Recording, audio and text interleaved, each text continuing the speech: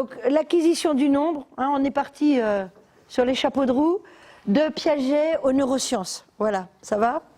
Pour le centre Piaget, j'ai pensé que c'était un bon titre, que ça pouvait le faire. Bon, alors, je vais pas... ça doit... Voilà. Donc, une introduction. Bien sûr, on va parler des opérations logiques selon Piaget. Je dis bien sûr, mais en fait, je vais à peine en parler pour la bonne raison que vous connaissez ça mieux que moi, je pense. Et tout ça pour en arriver aux apports des neurosciences. Et une petite conclusion. En ce qui me concerne, je suis une clinicienne.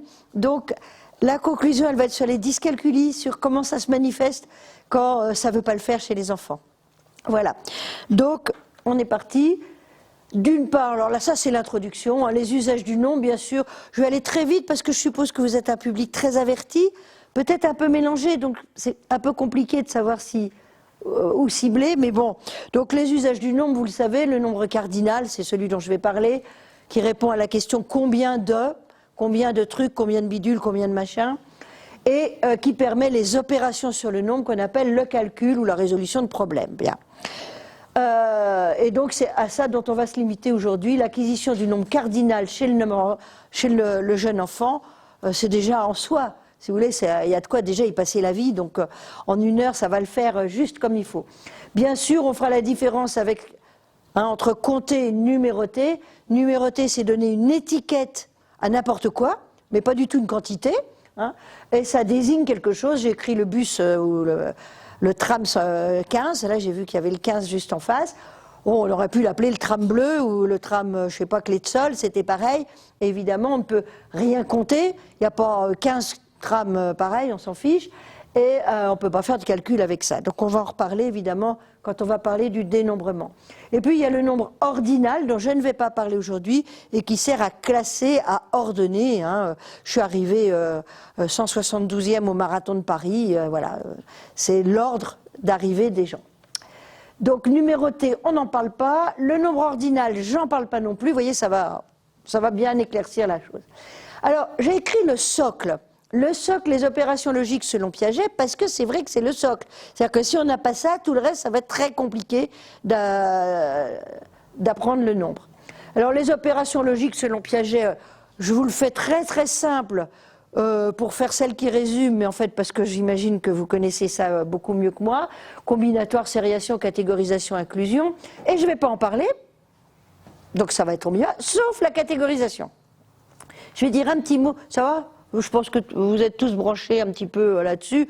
C'est quand même des données tout à fait classiques, habituelles. Si on parle du nombre, on parle des opérations logiques selon Piaget. Donc, j'insiste là-dessus, c'est-à-dire qu'il n'est pas question de dire que c'est plus à la mode. On m'a dit ça. Ah non, mais maintenant, c'est plus à la mode. Je ne comprends pas ce que ça veut dire. Il n'y a pas de question de mode. C'est toujours le socle pour apprendre à compter pour les enfants. Et pour les adultes aussi.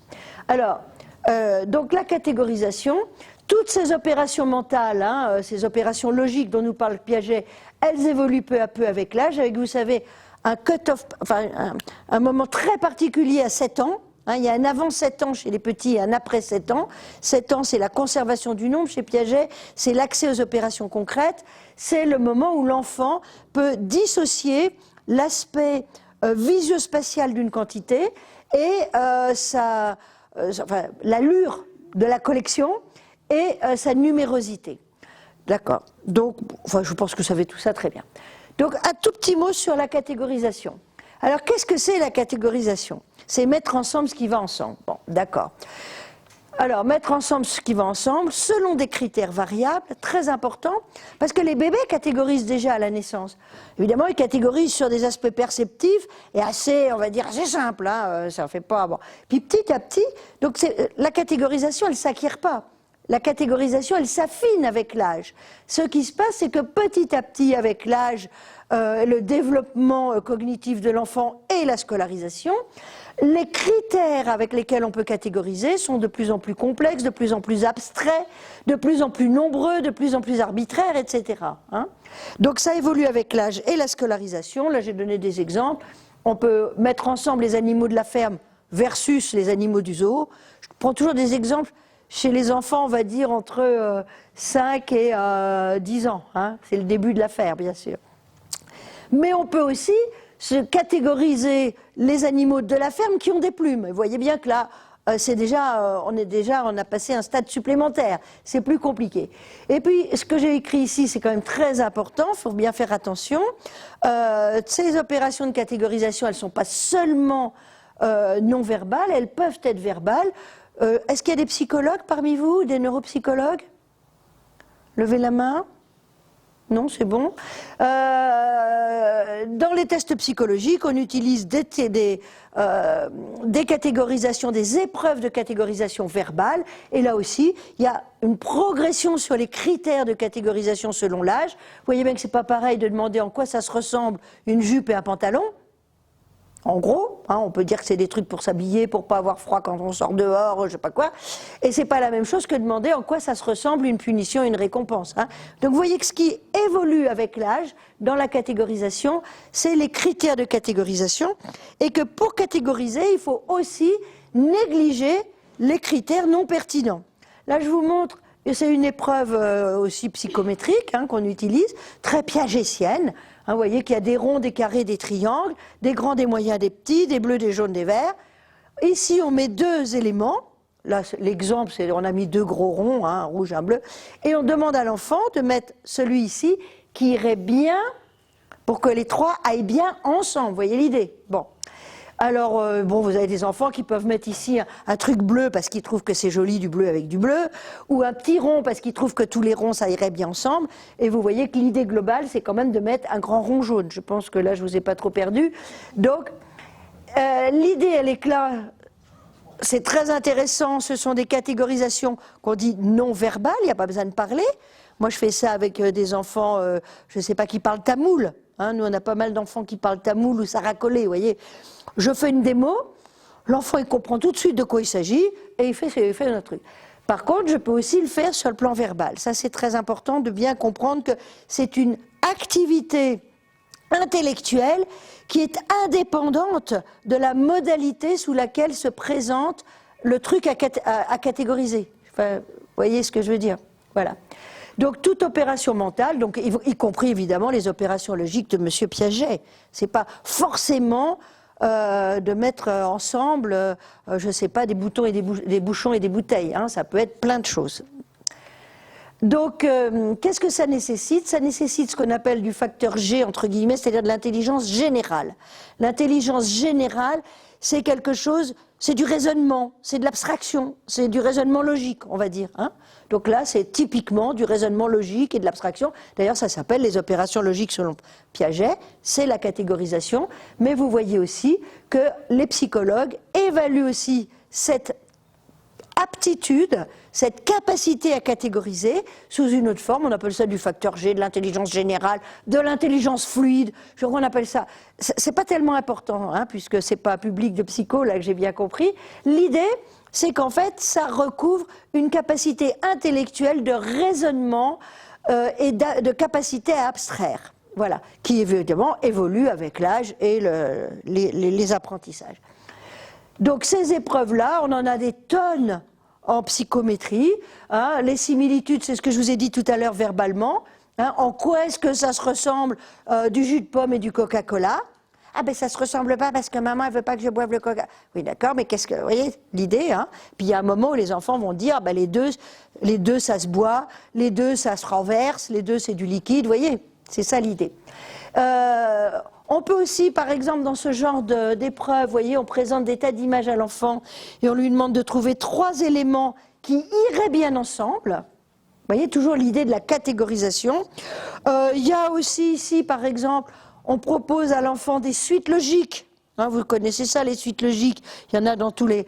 Et puis, on lui demande comment compléter la suite logique. C'est-à-dire qu'il doit nous montrer qu'il a compris quelle est la règle qui permet de passer d'un élément à l'autre, et il nous le montre en choisissant le bon élément de réponse, ça va toujours. Donc, vous voyez, on a plein de façons de le poser. Ça peut être aussi ôter un intrus.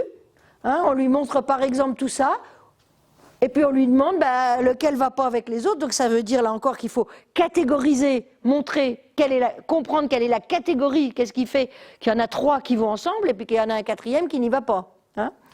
Donc, et puis on peut le faire verbalement, comme je vous l'ai dit, ou même encore complètement autrement. Donc, ces opérations logiques, quand elles ne sont pas bien réussies, quand l'enfant n'a pas bien acquis les opérations logiques telles que les définit Jean Piaget, ou, puisque ça se ressemble beaucoup, ou lorsqu'il échoue à nos tests de facteur G, d'intelligence générale, d'intelligence fluide, ben ça veut dire qu'il est un peu limite sur le plan intellectuel. Vous me suivez là? Voilà. Et on appelle ça un trouble logico-mathématique. Vous voyez, logique, logico. Alors pourquoi ça se manifeste dans les mathématiques? Eh bien, je vais vous montrer pourquoi, je vous dis pourquoi. Parce que la catégorisation et les opérations logiques et l'abstraction sont le socle sur lequel se construit la numération. Donc, c'est effectivement des enfants qui sont un petit peu limites sur le plan intellectuel. Eh bien, ça va d'abord se manifester à l'école dans les apprentissages mathématiques.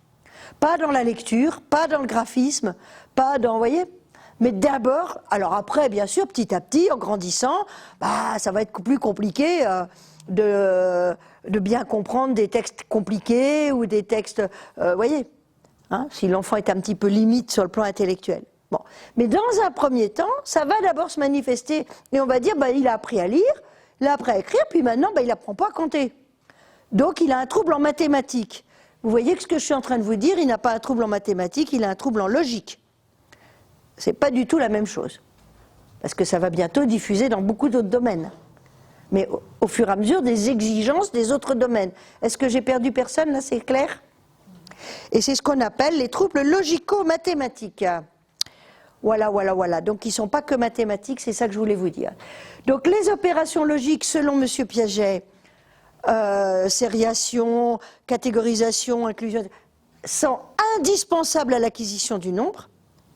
Ça recouvre en gros, hein, à la grosse louche, l'idée de l'intelligence générale, du raisonnement, de l'abstraction, mais si c'est indispensable, mais elles ne sont pas suffisantes.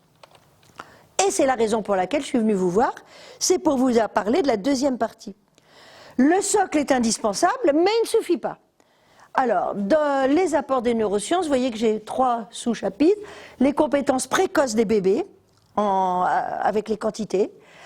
Les 3 représentations du nombre, qu'on appelle le triple code. Et l'implication, en fait, de l'ensemble de toutes les fonctions cognitives dans le nombre et le calcul. Donc, les apports des neurosciences, elles datent des années 90-2000. Ici, je vous ai mis à chaque fois une petite référence qui peut être en lien avec ça. Dans les années 90-2000, on découvre que les bébés ont d'emblée des compétences pour évaluer des quantités et faire des petites opérations. C'est ce qu'on a appelé, c'est ce qui est connu sous le nom des expériences de Wien, qui sont très célèbres, je vais vous les montrer. On découvre, dans les années aussi 1990, que le nombre et l'espace, les traitements spatiaux, se repérer dans l'espace, comprendre comment l'espace est... C'est très lié au nombre. Là, on est tombé de notre chaise. Et on découvre aussi que l'évolution des capacités en numération et calcul, enfin on ne découvre pas, mais on conforte les idées, sont liées aux capacités à distinguer les doigts, à l'évolution de la mémoire de travail, aux capacités linguistiques et aux fonctions exécutives. Ça fait beaucoup. Donc vous voyez, il y a les opérations logiques, si on n'a pas ça, on est mal parti. Mais même quand on a les opérations logiques, il va falloir encore beaucoup de choses. Ce que j'ai mis en bleu, c'est ce que je vais vous développer maintenant un petit peu. Hein, donc d'abord, les expériences de Wien, l'effet Snark, les doigts, d'accord? Alors, les expériences de Wien, je ne sais pas si vous les connaissez, tout le monde les connaît ou personne? Non, c'est amusant comme tout, c'est mignon comme tout.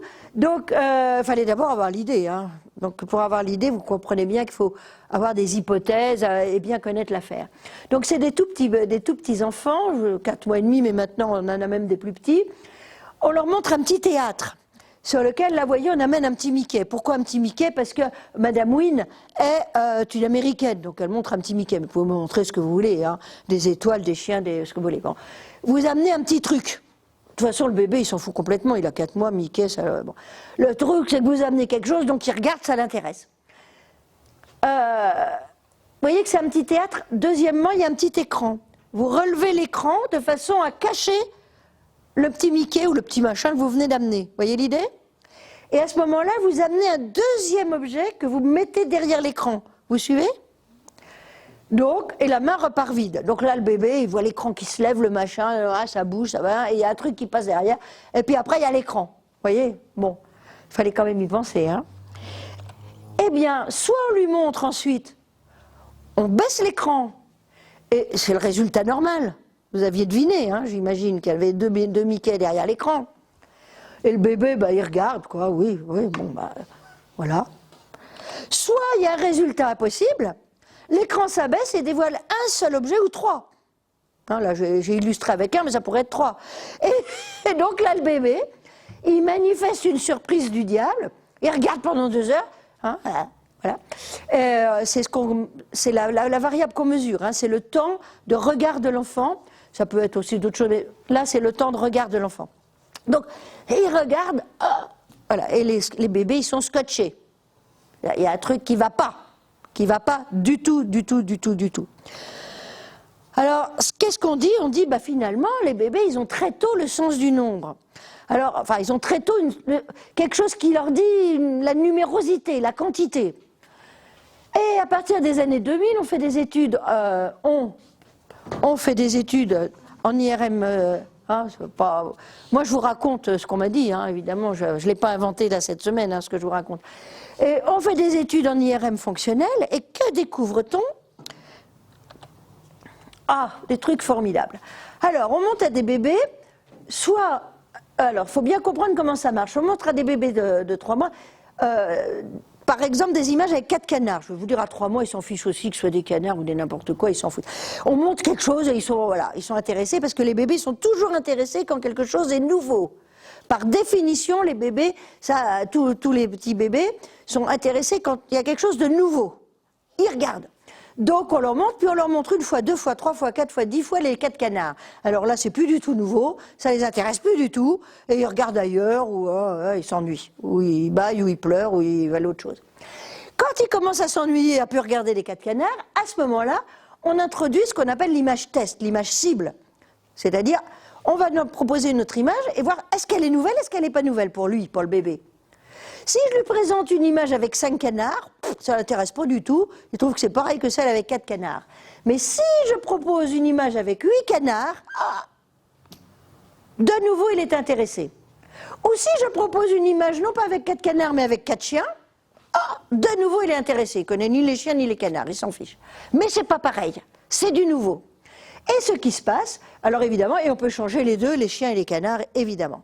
Eh bien ce qui se passe, c'est ce que je vous montre ici, c'est que quand on change les objets, quand on passe des canards aux chiens, les réseaux de neurones qui sont actifs, particulièrement actifs, sont des réseaux qui sont ici, c'est en bas, là, c'est la zone temporale. Au contraire, quand je change la numérosité, quand je passe de 4 canards, pardon, il ne faut pas que je bouge, quand je passe de 4 canards à 8 canards, ce n'est pas du tout les mêmes réseaux qui s'activent. C'est essentiellement des réseaux ici, on dit pariétal, c'est ici. Et ce n'est pas du tout les mêmes. Et ça, c'est depuis toujours. Donc, vous voyez, ce que j'ai écrit là-haut, une base innée. Un truc, qui est là, voilà. Alors, cette base innée, elle permet pas de compter au-delà de 1, 2, 3, hein, parce que bon, elle permet de comparer, de voir des numérosités. De comparer des quantités, d'estimer, on dit des quantités. Regardez, si je vous montre... Alors, attendez. Si je vous montre ça, et que je vous demande où est-ce qu'il y en a le plus de points, levez la main du côté où il y a le plus de points.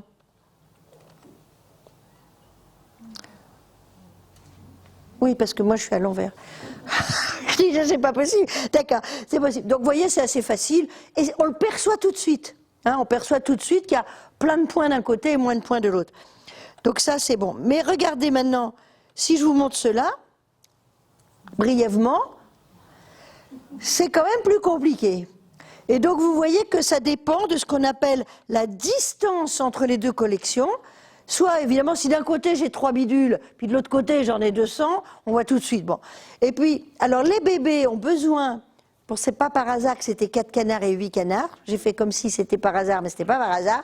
Ils ont besoin que ça soit du simple au double, pour vraiment voir où il y en a le plus et trouver que c'est différent. Vous voyez ? Mais au fur et à mesure qu'on grandit et au fur et à mesure qu'on va à l'école, ça s'affine et de plus en plus, on est capable, comme vous l'avez fait, y compris sur les deux dernières images que je vous ai montrées, les deux derniers cartons que je vous ai montrés, on est capable de voir des différences, d'estimer où il y en a le plus et de comparer des quantités qui diffèrent peu en fait. Hein. Chez l'adulte, je crois que c'est un 11e entre les deux quantités. Donc cet effet qu'on appelle cet effet de distance, qui est l'effet en fait de distance entre les deux collections, vous suivez l'idée, s'affine avec l'âge et la scolarisation. Mais ça s'appuie sur un truc qui est sur des réseaux de neurones et sur des capacités qui sont innées. C'est ça qui est quand même grave. Alors je vous ai parlé de l'effet SNARC, ça c'est amusant comme tout. Ça veut dire SNARC, ça veut dire, je ne sais pas si ça marche là, oui. Ça veut dire Spatial Numerical Association of Response Code, avec mon bel accent, hein, pour ça que je vous l'ai écrit. Donc c'est très très amusant. Qu'est-ce qui s'est passé? Qu'est-ce que c'est que cet effet? Quand on compare deux nombres, eh bien, lors de la comparaison de deux nombres, c'est ce que je vous ai montré ici, le petit dessin, il veut illustrer un peu l'affaire, eh bien, plus les nombres sont petits, plus on répond avec la main gauche et plus vite avec la main gauche. Et quand c'est des nombres plus grands, on répond plus vite avec la main droite. Vous dites, ah bon, et alors oui, bon, voyez. J'ai mis ce mot là-haut, sérendipité, parce que je l'adore ce mot-là. Ça veut dire qu'on découvre quelque chose par hasard. Hein, on est tombé là-dessus par hasard. Bon. En même temps, c'est pas n'importe quoi comme hasard, parce que si c'était moi qui étais tombé là-dessus, j'aurais même pas je l'aurais même pas vu. Donc c'est du hasard de gens qui sont, hein, c'est comme l'expérience de Wynne, qui ont déjà beaucoup réfléchi au problème et qui savent que ça peut avoir un sens. Eh bien, figurez-vous que oui, ça a un sens. C'est pas du hasard du tout. L'effet a été répliqué de très nombreuses fois. Il est très robuste. Il existe aussi chez les personnes aveugles. Ah, donc il n'y a pas besoin d'y voir pour mettre les petits nombres à gauche, les grands nombres à droite. Il est identique chez les droitiers et les gauchers. Ça ne change pas si on croise les mains. C'est toujours les petits nombres ici et les grands nombres ici. Vous voyez ? De toute façon. Et donc, c'est une façon de faire qui est universelle et qui a été découverte un petit peu par hasard au départ. Mais je vous dis, hein, j'insiste, comme tous les hasards. Hein, les hasards qui donnent lieu à des grandes découvertes, c'est pas n'importe qui tombe dessus. Hein, c'est toujours, évidemment, des gens particulièrement compétents dans le domaine. Alors, si on demande une autre tâche, vous voyez que c'est donc très spatial cette affaire-là. Si on demande aux gens, en même temps qu'on leur demande de répondre pour des chiffres, s'ils sont plus grands, plus petits ou je ne sais quoi, si en même temps on leur demande de faire une tâche spatiale, à ce moment-là, on ne voit plus cet effet.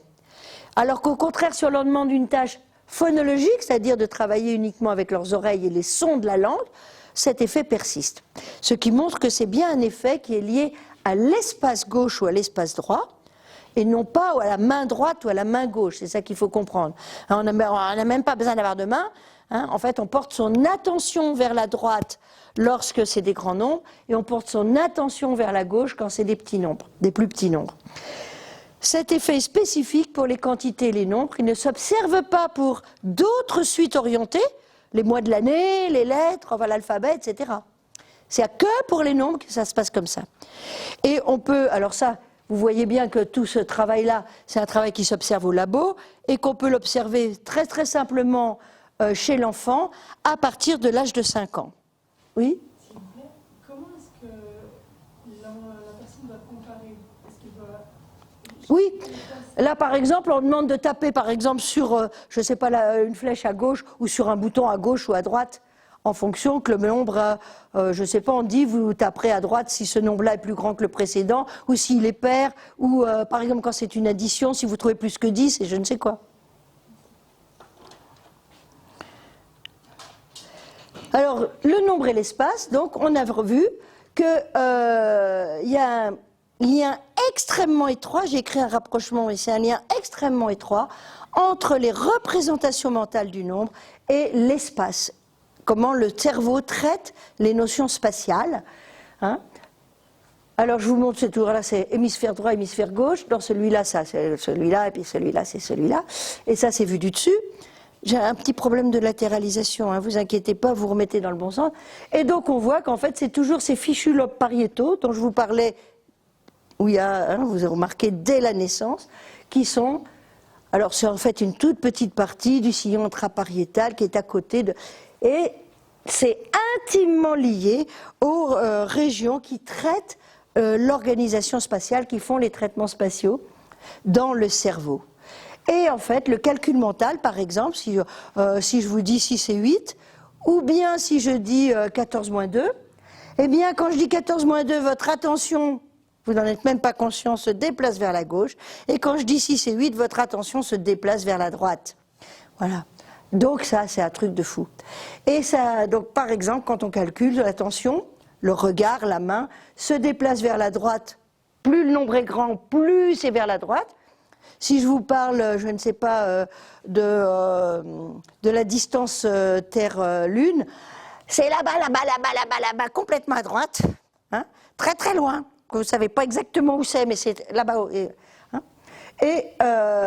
Donc ça a donné lieu à cette hypothèse qu'en fait tous les humains, puisque c'est un truc universel, construisent une ligne numérique mentale, LNM, ça veut dire ligne numérique mentale, qui est une ligne virtuelle, hein, on n'a pas, voilà, qui est en fonction de la suite des nombres, avec les petits nombres à gauche et les grands nombres à droite. En fait, même, on dit que 3 grandeurs seraient codées là, dans un tout petit espace au niveau pariétal.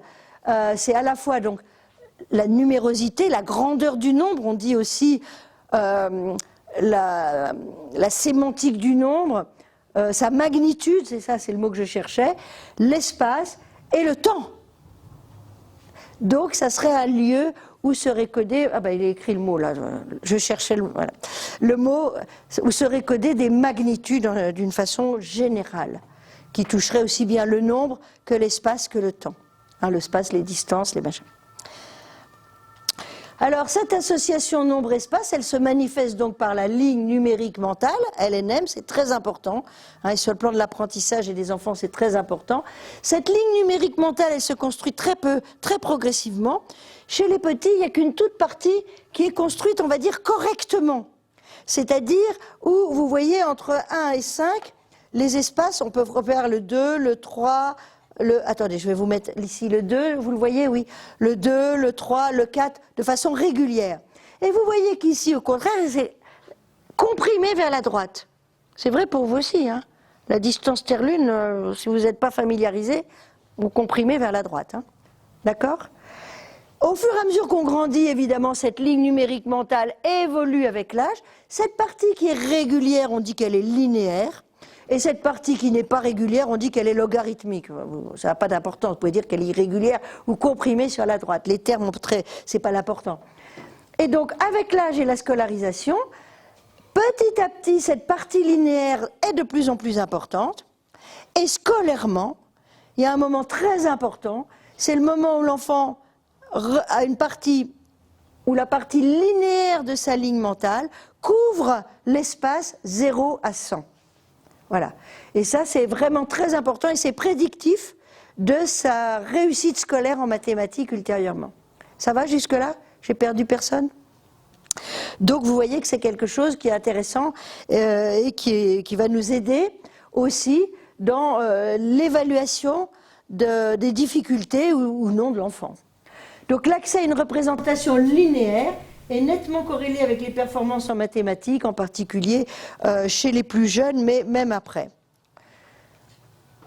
Ça va ? J'ai fini avec les compétences précoces.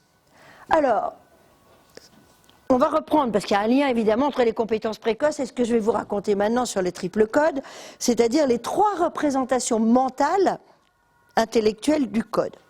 Qu'est-ce que c'est que ces 3 représentations mentales ? C'est ce qu'on appelle la représentation analogique. Analogique, ça veut dire figurative, concrète. Hein, je l'ai illustré ici.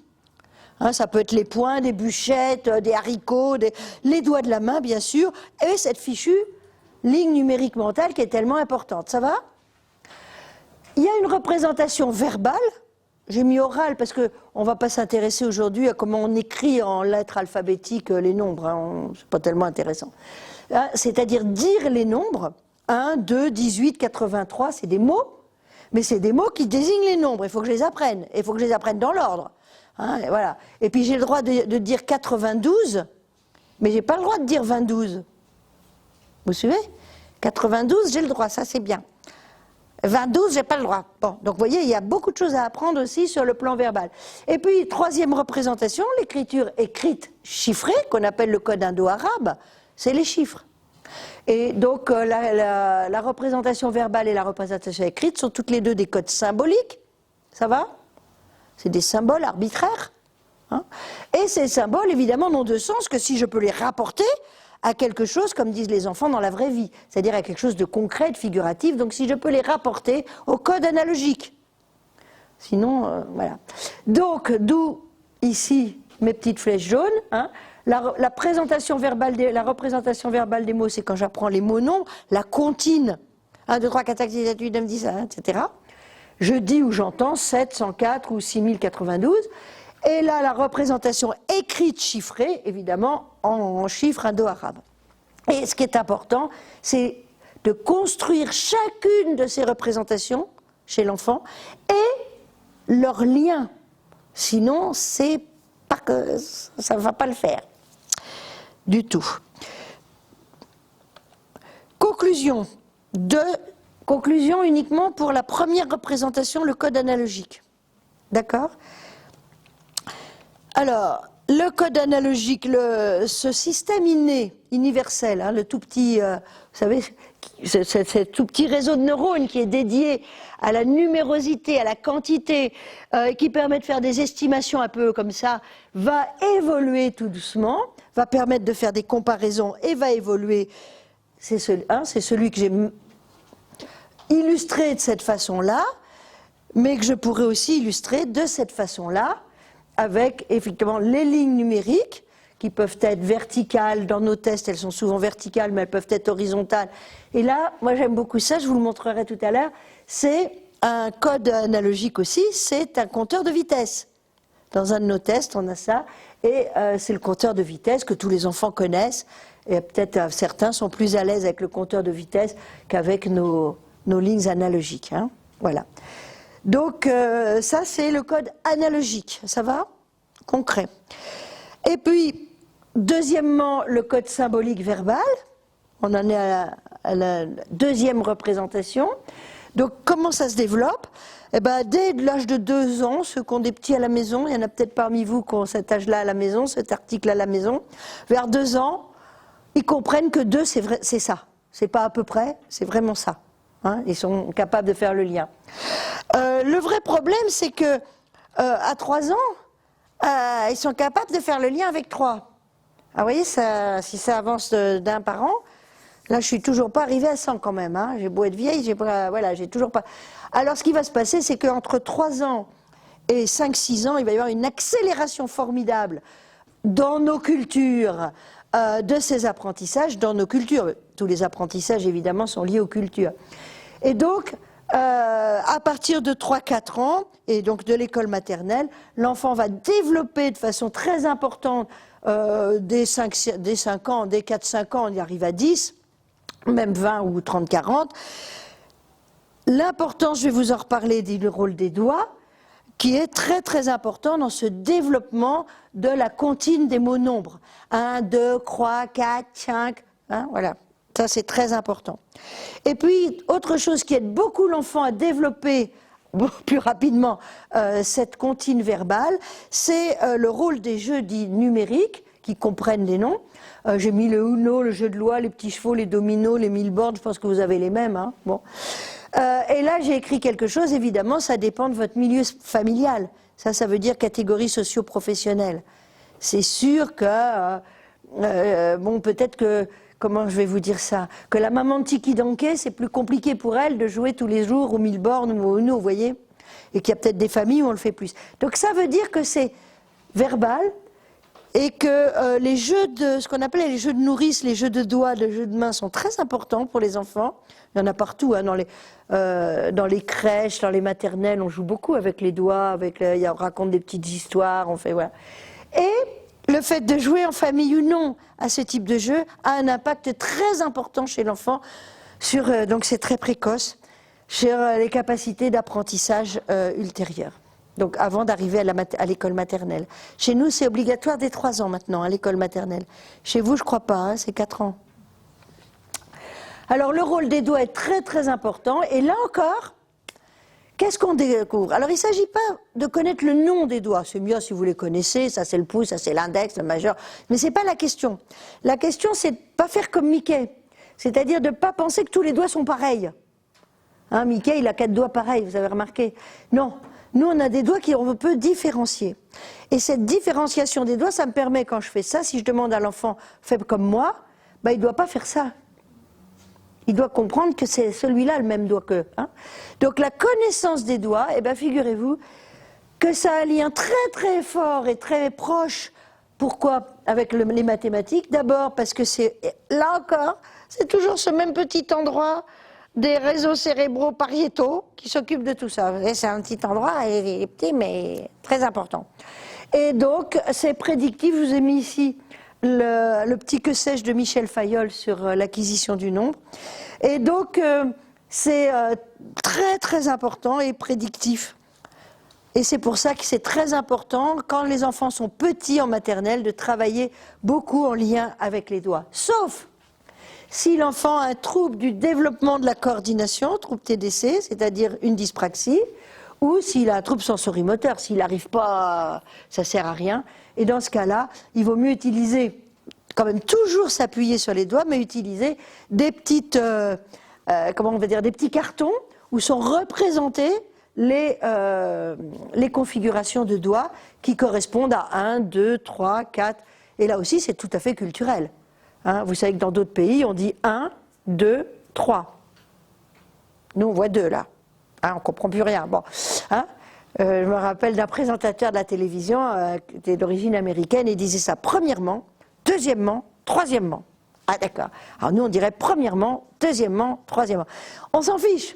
Le tout, c'est d'être en lien avec ce qui se fait culturellement, d'être stable, de proposer toujours les mêmes configurations pour les mêmes nombres, bien sûr, de façon à soutenir le développement du code verbal dans de bonnes conditions. Hein. On est toujours dans le code verbal, ça va? Alors, influence des facteurs linguistiques, ça je veux quand même vous raconter, parce que non, je passe un peu. Je sais pas quelle heure il est. Jusqu'à quelle heure on est là? Nous, on doit sortir de la salle à 20h. Ah bon? Oh ben, ça peut faire 21h, vous êtes cool là. Ça peut pas... Non, je vous montre ça parce que c'est très amusant quand même. Encore 10 minutes, un quart d'heure, c'est bon? Un quart d'heure, tu finis. D'accord. Alors là, c'est par exemple, vous voyez, en français, on dit 1, 2, 3, 4, 5, 6, 7, 8, 9, 10, 11, 12, 13, 14, 15. Mais regardez comment disent les Chinois. Yi, er, san, 1, 2, 3. 10, ils disent chi. Et 11, ils disent 10, 1. Vous le suivez? 10, 2, 10, 3. 20, ils disent 2, 10. 23, ils disent 2, 10, 3. C'est régulier. Et chez nous, ça ne l'est pas du tout, évidemment, vous avez remarqué. Eh bien, figurez-vous que ça a un impact formidable sur la capacité de dénombrement des enfants. Voilà ce que font les petits Chinois, les petits Américains, mais c'est pareil pour les petits Français. Ils comptent péniblement à 4 ans et demi, 5 ans, ils comptent péniblement jusqu'à 40, alors que nos petits Chinois comptent facilement jusqu'à 100. Donc, vous voyez l'influence des facteurs linguistiques sur ce type de choses. Donc, c'est compliqué. Ça, je vais peut-être passer. On va passer là. Donc, l'apprentissage, à quoi ça sert d'apprendre tous ces mots nombres? Ça sert aussi à la mémoire. Hein, on peut mémoriser. Moi, je dis 6 fois 3, 18. Je ne me rappelle plus du tout. Je ne recompte pas. Je ne fais pas 6 paquets de 3. Je ne les recompte pas. Je le sais. Je le récupère en mémoire et ça tombe bien, c'est bon. Voilà. Donc c'est très pratique, c'est ce qu'on appelle les faits numériques. Et ça aussi, je vous le dis parce que je trouve ça très amusant. Alors pourquoi est-ce que c'est si compliqué que les enfants apprennent les tables de multiplication? Hein, il y a une 60aine de résultats à se rappeler. Hein, quand vous avez enlevé le 6 x 1, le 6 x 10, et puis le 3 x 6 qui est pareil que le 6 x 3, ça, je veux dire, il n'y a quand même pas des tonnes de trucs à se rappeler. Hein. Mais c'est l'enfer. Et je recommence l'année d'après, je recommence, et je me trompe, et je ne sais plus combien ça fait 6 x 3. Ça ne fait pas 18, non, ça fait 21. Bon. Alors, qu'est-ce qui se passe? Alors ça, c'est amusant, j'ai trouvé ça dans les livres de Stanislas Dehaene, et j'ai trouvé que c'était une très bonne explication. Il nous dit, en fait, c'est comme si vous vouliez apprendre. Charles David habite rue Guillaume, Charles Guillaume habite rue Albert Zoé, Guillaume Étienne habite rue Albert Bertrand. Ça, c'est l'agenda des domiciles de je ne sais pas qui. Et puis maintenant, vous apprenez leur agenda professionnel. Charles David, lui, il travaille rue Albert Bertrand, tandis que Charles Guillaume travaille rue Bertrand David, et Guillaume Étienne travaille rue Charles Zoé. Alors là, ça commence que je m'en mêle, que je m'embrouille. Et ça s'appelle des interférences. Et la mémoire, vous savez, elle n'aime pas. C'est-à-dire des trucs qui se ressemblent trop. Et ça se ressemble tellement qu'on ne sait plus qui est quoi. Que je t'en mêle, que je t'embrouille, ça s'appelle. Et ça s'appelle des interférences en mémoire à long terme. Et donc, c'est ce qui fait que c'est si compliqué d'apprendre les tables. Le code arabe chiffré. Alors lui, pourquoi est-ce qu'il est devenu universel? Pourquoi je vous marque ça, c'est intéressant. Vous voyez, donc, il a été... alors, c'est jamais une personne qui invente un truc, hein, mais il y a un livre très important de ce grand mathématicien arabe, ou indo-arabe, qui, en l'an 820, a popularisé le code indo-arabe. 10 chiffres, 10 symboles, pour écrire l'infinité des nombres. Pensez à la numération romaine. Pensez en numération romaine, 125 que multiplie 48. Ah! Bon, c'est pas possible déjà. Donc, vous voyez, donc c'était le truc génial. Code universel, indépendant de la langue, donc ça a été adopté par tout le monde. Il y avait pas, qu'on parle n'importe quelle langue, c'est pas compliqué. Alors, comment ça marche? Comment est-ce qu'avec 10J vous faites l'infinité des noms? Eh bien, c'est une numération positionnelle, donc spatiale. Ça veut dire que la façon dont vous disposez les différents nombres, les différents chiffres dans le nombre, n'ont pas la même valeur. Quand j'écris 742, le 2 signifie 2. Il dit la vérité, dit Stella Baruch. Il y a 2 quelque chose quelque part. Mais quand j'ai dit 274, le 2 signifie 200. Donc vous voyez qu'on ne joue plus du tout dans la même cour là, c'est plus du tout la même chose. Hein. C'est pas pareil hein, entre 2 et 200. Bon. Donc vous voyez que la signification d'un chiffre peut complètement changer en fonction de sa place spatiale. Les nombres spatiales. Vous voyez, hein, vous me voyez venir avec mes gros sabots. Voilà. Et puis il y a le problème de la. Alors, il y a aussi ce qu'on appelle les symétriques visuelles, hein, 12 et 21. 53 et 35, bon, dans quel sens? Ça dépend si je les lis de droite à gauche, de gauche à droite. Là aussi, donc ça pose un problème. Non, non, non, non, non. Il faut revenir avec la souris sur le fichier qui est sur le... Voilà, d'accord, ok. Et puis il y a le problème, dans cette numération, un problème terrible de la signification du zéro, qui a une double signification, puisque des fois c'est un nombre. J'avais 6 yaourts, j'ai mangé 6 yaourts, il m'en reste 0, c'est le nombre de yaourts. Mais quand j'écris 102, il n'y a rien qui fasse 0. C'est le chiffre des dizaines qui est nul. Il n'y a rien qui fasse 0, j'ai 102 bonbons. Il n'y a nulle part 0 truc, hein. Bon. Mais comme j'ai 10 dizaines exactement de bonbons, j'ai 10 dizaines et 2 unités, alors le chiffre des dizaines est 0. Donc vous voyez que ça n'a rien à voir avec le fait que quand je mange 6 yaourts et que j'en avais 6, il m'en reste 0. Ça n'a pas du tout la même signification. Et puis donc c'est une numération à base 10, hein, très stricte, avec un regroupement par paquet de 10 pour les dizaines. On regroupe les dizaines par paquet de 10, ça fait des centaines. Je regroupe les centaines par paquet de 10, ça fait des milliers. Pour passer d'un code à l'autre, eh ben, il faut bien maîtriser le code verbal, bien maîtriser le code des chiffres arabes. C'est compliqué. Et faire le lien entre les deux, c'est très très difficile pour les enfants, puisque justement, on ne doit pas écrire ce qu'on entend. Si dans 192, que je devrais écrire comme ça, bah, si j'écris ce que j'entends, je peux écrire ça. Hein, 180, bah non, je n'ai pas écrit 12 en plus, j'ai fait une erreur, mais enfin vous corrigez. C'était pour voir si vous étiez attentif. Voilà, 192 aussi, encore une autre façon d'écrire 192, ça marche très bien. Le nombre de syllabes est différent du nombre de chiffres. Quand je dis 98, 98, j'ai dit 4 mots. En fait, j'écris que 2 chiffres. Et figurez-vous que c'est un nombre qui est plus petit que quand je dis 1000, où j'ai dit juste un mot, et que j'écris 4 chiffres. Donc c'est la grande brasse pour les enfants, hein, d'autant plus que cette numération arabe n'est qu'arrivée qu'au XIIIe siècle en Europe, c'était en Italie, mais... Donc vous voyez qu'entre le 8e siècle, le 9e siècle, et le 13e, ça fait quand même un gros décalage entre ce qui s'était passé dans les pays indo-arabes et ce qui est arrivé en Europe. Et donc, entre-temps, et depuis toujours, le code verbal s'est développé historiquement de son côté, complètement indépendamment. Et donc, quand ce code chiffré est arrivé secondairement, on n'a pas changé le code arabe, le code verbal, d'où les complications absolument effrayantes. Donc là, je vous montre parce que je trouve ça amusant. Donc voilà, ça c'est une petite fille. CM1, ça veut dire en 5e année de primaire, hein, chez nous. 91, elle me dit 41, non, 41. C'est-à-dire qu'elle sait bien que c'est pas 40, que c'est pas... Vous voyez, mais elle sait pas quoi. Et puis là aussi, ça c'est amusant aussi. Ça c'est une dictée de nombres. Donc là, vous voyez le 92, hein, qui est parfaitement écrit. Là, ce qui est amusant, c'est de la lecture de nombres. Moi, je propose ces nombres-là, l'enfant lit toujours 64, 62, 62. Je lui dis, mais alors ça sert à quoi, moi, que j'ai mis les zéros? Ah, mais non, les zéros, ils servent à rien. Je me dis, mais le maître a dit que les zéros, ça compte pas. Donc c'est bien, vous voyez, tout va bien. Et oui, c'est des choses assez habituelles. Alors, ça je vais passer parce que c'est long, hein, pour rien. C'était juste pour vous montrer que les opérations, la façon dont on pose et qu'on résout les opérations, nous on a une habitude de faire d'une certaine façon. Il y a plein de façons selon les pays de poser et de résoudre les opérations. Il faut arrêter de croire que si on ne fait pas comme on a fait nous, ça ne va pas le faire. Il y a plein de façons, hein, selon que vous êtes anglo-saxon, arabe, russe, américain, je ne sais quoi. Mais ça donne toujours le même résultat quand même. Et toutes ces façons sont 100% spatiales.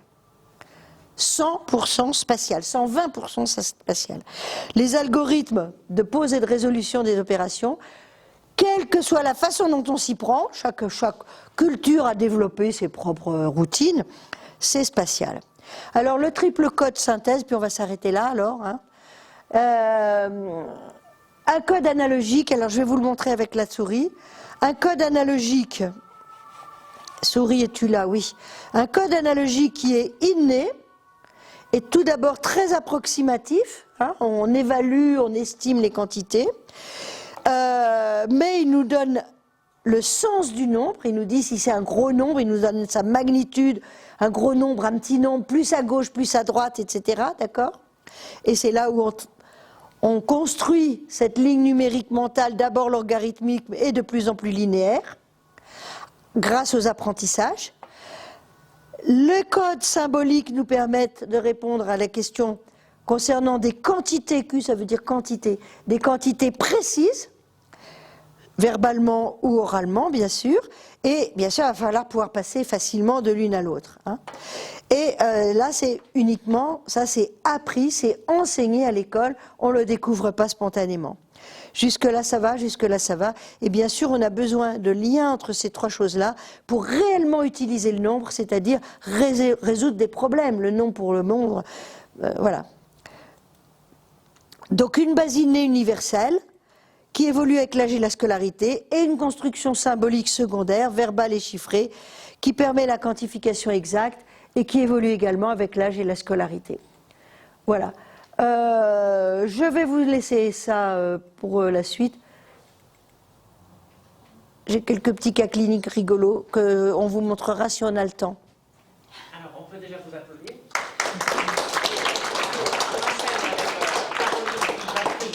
Et donc, moi, je suis Caroline Huron, je suis psychiatre de formation, chercheuse à l'INSERM, au comment ça s'appelle, Learning Planet Institute, voilà, c'est marqué.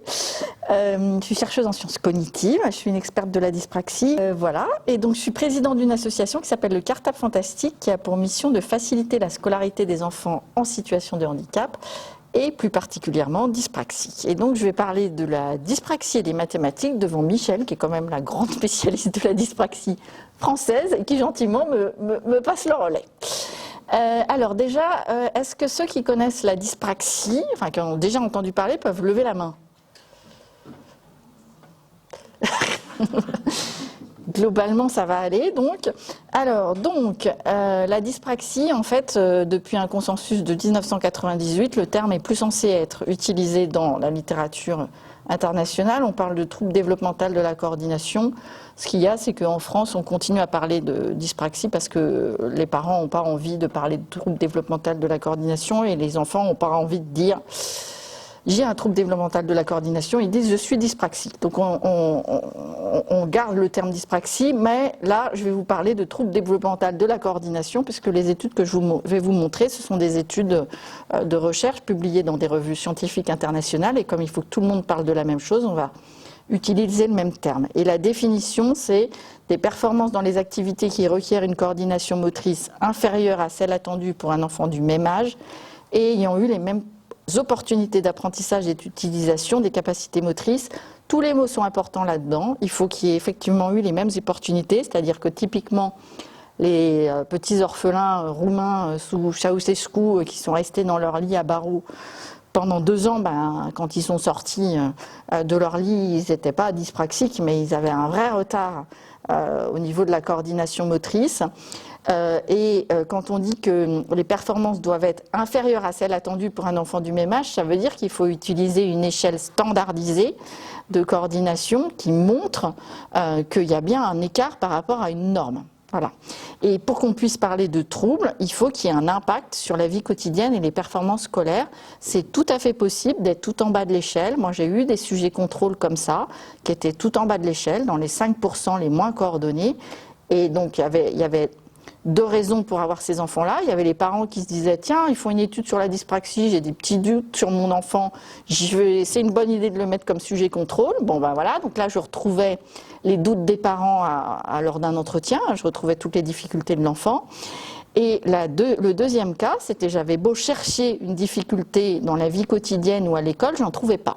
Okay, alors je ne pouvais pas les prendre comme sujet contrôle, mais je ne les envoyais pas en consultation, puisque on n'était pas dans le cadre d'un trouble. Et puis pour que ce soit d'origine développementale, il ne faut pas que ce soit lié à une tumeur cérébrale, à un autisme, etc. Ça ne veut pas dire qu'on ne peut pas avoir une tumeur cérébrale et des troubles praxiques, bien sûr. C'est hyper fréquent, ça touche 5% des enfants. Alors on n'a pas d'études de prévalence française, suisse non plus je crois, mais il y a des études de prévalence dans plein de pays et il n'y a pas de doute sur la fréquence de ce trouble-là. Avant tout, c'est un trouble avec un déficit de l'écriture. C'est d'abord ça qui va gêner beaucoup à l'école. Ça concerne 80% des enfants. Et c'est à la fois qualitatif, comme vous voyez cette petite fille de CP qui a 6 ans, qui a été repérée en moyenne section de maternelle. Depuis la moyenne section de maternelle, elle a de l'ergothérapie. Et en fin de CP, elle continue à écrire comme ça. Donc on voit bien qu'au niveau qualitatif, ça va poser problème. Et donc ça, c'est une étude qu'on a faite avec Édouard. C'était notre première collaboration où on faisait de la dictée de lettres sur une tablette et on mesurait un certain nombre de caractéristiques cinétiques. La même petite fille là, elle est en rose. Et puis on comparait à des groupes classes, grande section, CP, CE1. On regarde le nombre de mouvements statiques, de mouvements lents, de pics de vitesse, le nombre de pauses, la durée du crayon en l'air. Tout ça, vous voyez que chez les enfants standard, ça diminue au fur et à mesure du temps, et puis ça va continuer à diminuer, parce qu'en fait, ils sont en train d'automatiser le geste écrit. Il faut savoir que le but de l'apprentissage de l'écriture et de la lecture dans les petites classes, c'est avant tout que les enfants automatisent ça. Il ne faut plus qu'ils déchiffrent, et il ne faut plus qu'ils soient obligés de prêter attention au dessin des lettres, parce que sinon, ils n'ont plus suffisamment de ressources attentionnelles pour prêter attention à ce que les gens disent, par exemple. Là, quand vous écrivez, si vous êtes obligé de faire attention à ce que vous écrivez, vous n'allez plus comprendre ce que je dis. Et donc, vous voyez que cette petite fille dyspraxique, elle, ça diminue pas chez elle.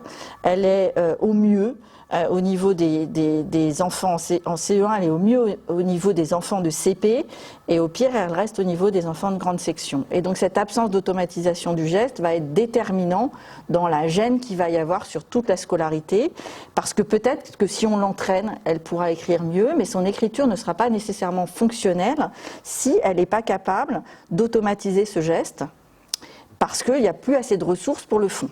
Voilà.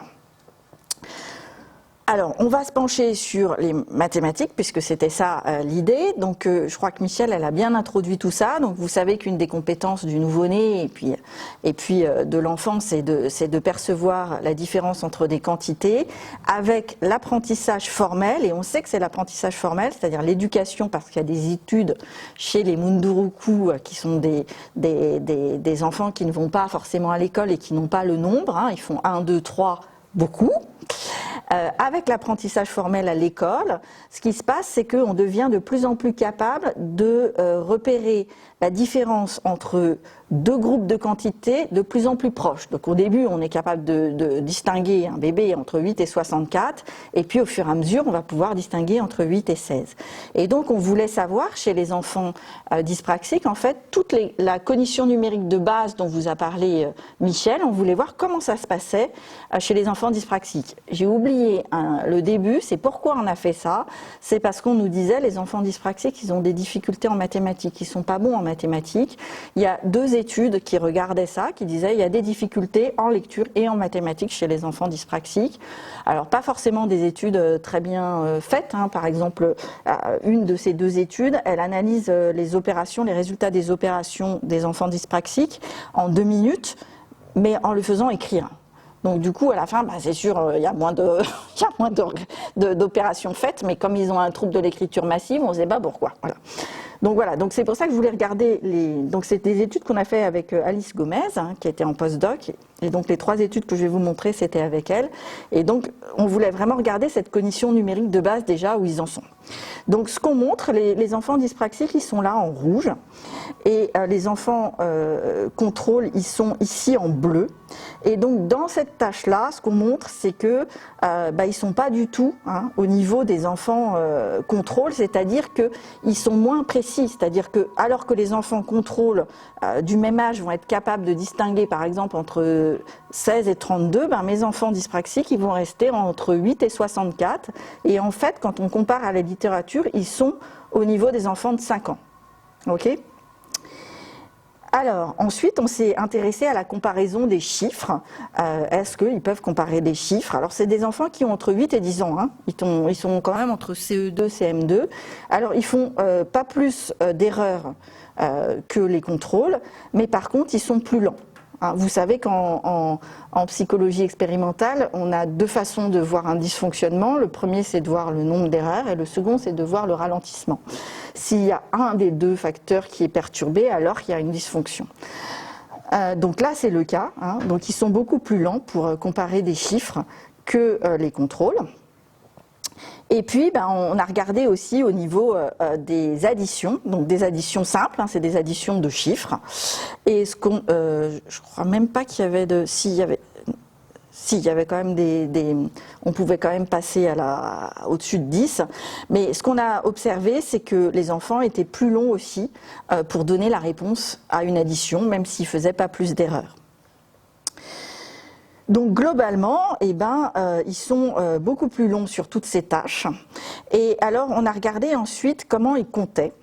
Et donc, c'est juste avec leurs yeux, ils peuvent pas. Donc, on a des points qui sont de 1 à 9 points, et on regarde s'ils se trompent plus que les enfants contrôlent. Et en fait, dès 2 points, ils commencent à se tromper. Voilà. Donc, ils peuvent pas compter. Voilà. Et ça reflétait quand même quelque chose qu'on avait beaucoup observé cliniquement avec les cubes. Il y a une petite vidéo d'ailleurs sur internet avec Alain Pouet qui filme ça, et on voit un enfant qui est en train de compter des cubes, et donc il y en a 6, et il compte, et il arrive à 7. Alors il recompte, et il arrive à 5, et il recompte, et il arrive à 6, mais en fait, si on le regarde bien, il a double compté un cube et il en a sauté un. Voilà. Et ça, quand on a regardé spécifiquement ce qui se passait avec le comptage des points, c'est ça qu'on observait. C'est-à-dire que des fois, il double compte, parce qu'on regarde les mouvements des yeux. Des fois, il double comptait un point, des fois, ils en sautaient. Voilà. Donc, on voit bien que le comptage, il est déficitaire, et surprise, le subitizing, c'est-à-dire la capacité à dire très rapidement, il y a 3 points, il y a 4 points, il est aussi perturbé chez ces enfants. Ils sont capables de le faire jusqu'à 3 points, alors que les autres le font jusqu'à 4 points. Voilà.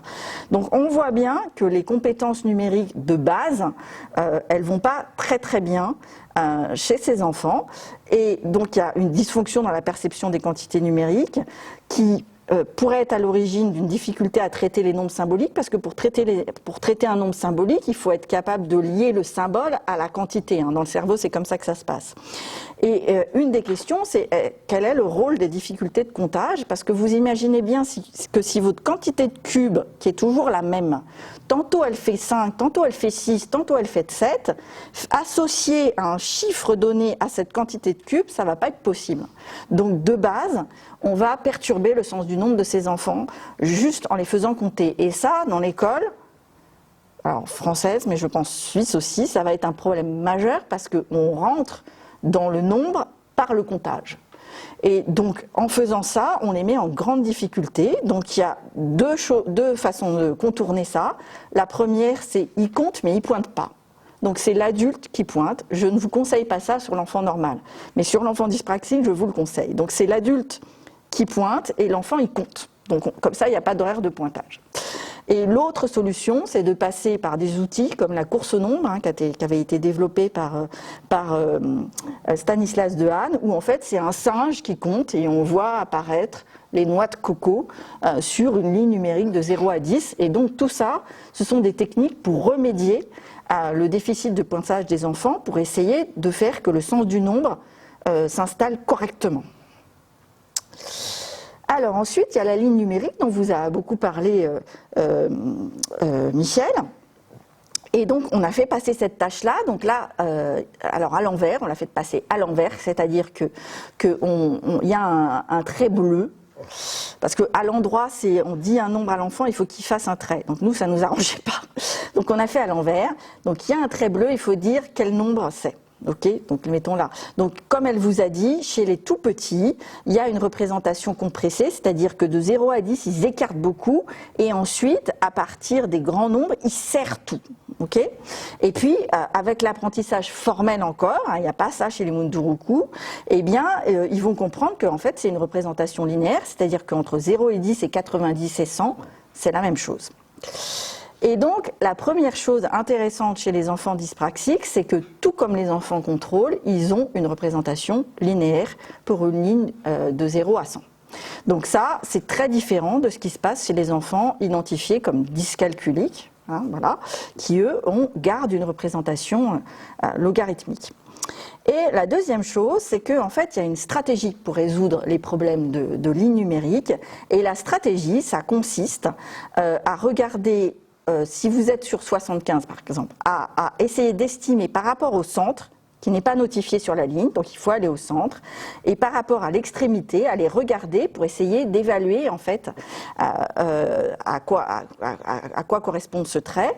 Et quand on mesure les mouvements oculaires, en fait, les enfants dyspraxiques utilisent exactement cette stratégie, ils trouvent même le centre de façon tout à fait cohérente, et on le retrouve quand on regarde leur temps de réaction et aussi leurs erreurs, c'est-à-dire que du coup, ils font moins d'erreurs, comme les contrôles, quand ils sont proches soit du centre, soit d'une des encres, c'est-à-dire 100 et 0, que quand ils sont loin de ces encres-là, okay, chez les enfants contrôle, comme chez les enfants dyspraxiques.